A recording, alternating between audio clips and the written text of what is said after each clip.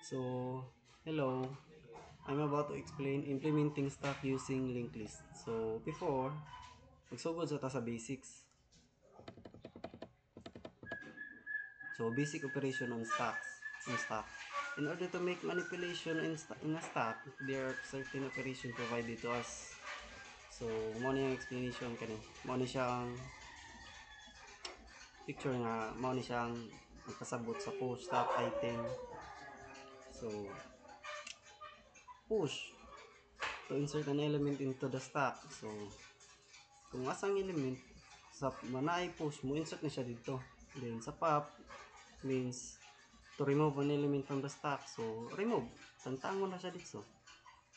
Top returns the top value of the stack, so kung sa kinababon mo na siya ang top. So mag pop gani, mag remove usa kung sa inas kinababon gyapon, mo na siya ang magpabiling top. So is empty returns true, is stack is empty else false. So if empty, so means empty is false. Then size, return the size of the stock. So mo na siyang size. Then balik na ta sa ano to pagkuan. Implementing stock using linked list. So kasabot naman mo sa basics. So arita dali. So mo ni example code nga kuan ang gihatag. Then sa sa tawag gani sa programming, kung asa gani ang main, dire gini siya magsugod. So public static void main. So mo ni siya dire na siya magsugod string args. Stack as linked list SLL is equal to new stack as linked list. So gicall. So diri akong ginganlan ang mga nay value sa akong i push means insert SLL. So mo ni siya 10 20 30. Push means method na yung paagi ng sound. So stack as linked list SLL is equal to new stack as linked list. So gicall na ni siya diri. Public class stack as linked list. So stack node root, static class stack node, and int data stack node, next stack node int data. So mao ni siya ang constructor. Diri ni siya magkuan asa mga value nga na asa construct nga na. So public boolean is empty, so empty start. If root is equal to null, so true, kay wala pa may value atong root. So print na siya dito, system out dot print. So ang data sa ato ang int data kani SLL is equal to dot push 10, mao man siya atong kuan value sa new stack as linked list. So print na siya dito 10 push to stack. So dito, then next return SLL dot push 20. So atong new stack node kay 20. So balik, if root is equal to null, so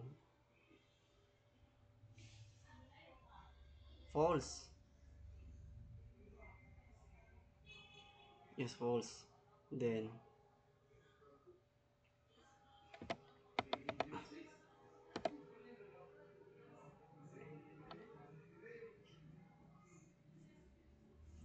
public void push int data stack node new stack node. So 20 na ni. If root is equal to null, if root is equal to null, so false. Then root is equal to new node, so no new node is 20. Then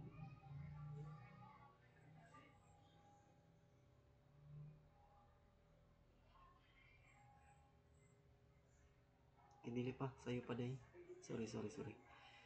So stack new node. So root is equal to null, so false pa man kay wala pa may value to root, so else muna siya sa else. Then stack node temp root, so ang root wala pa value, so root is equal to new node. Ang value sa to new node is 20, so 20 na ni siya. So system.out.print mo print na siya dito. So ang value sa tong new node kay kuan ang new node tong 20 naman. So ang gipang data diri sa kuan pangayo is 20 man, so print na ni siya diri push to stack. So 20 push to stack. No node that next sunod. Ang sunod na to na value is 30, so 30 naman. So same process gyapon, balik ta arita diri. If root is equal to null, so ang root na to na may value human arita sa else, so return false.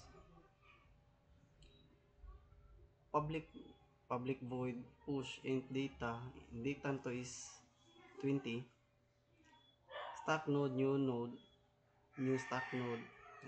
Ano?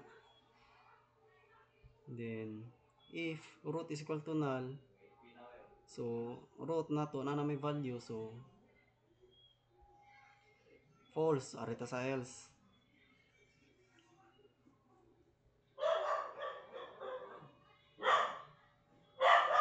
Then else stack new node at root,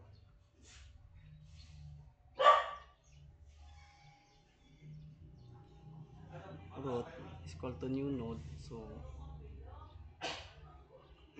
ang new node naman na to is 30, so same process gyapon mo print siya sa 30.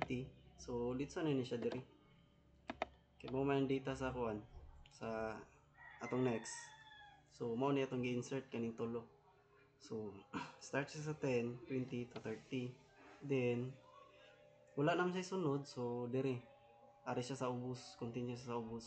System.out.println sll.pop, so gi-call man siya andiriya.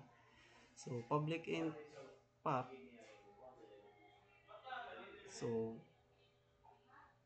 int pop integer that minimum value. So ang minimum value is negative 2 million, etc. If root is equal to null, so ang root na may value is 20 man, 20 naman to tong root diri ang value ato ang habilin. So mo print na siya. So dili bali 30 sayop sorry. If root is equal to null, so false man ang value sa tong root 30 man tong last. Then else pop is equal to root dot data, so 30 man to, so ipop niya ang 30. Pag pop niya sa 30, so ang musunod ang pag pop same ani gipop man, so ang sunod masama ang sunod 20. So ang 20 mo ni ang top, mo na ni ang data nga bag-o. Then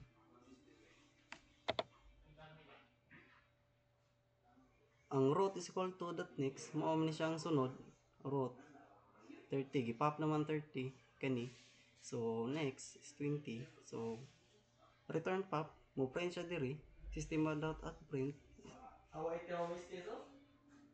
30 pop from stack. So mo na siya mo print na siya. Then continue ta system.out.print top line top element is SLL peak. So ang peak mo na siya simple kinabubuan. So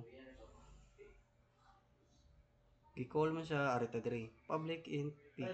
If root is equal to null, so ang root na may value atong root, so ari siya sa else. So else return root dot data, so ang value sa tong root nga bag-o is 20 man kay gipop man to ang 30. So mo ani siya mo print siya diri top element is 20. So maorta guys. Thank you so much. So paminaw.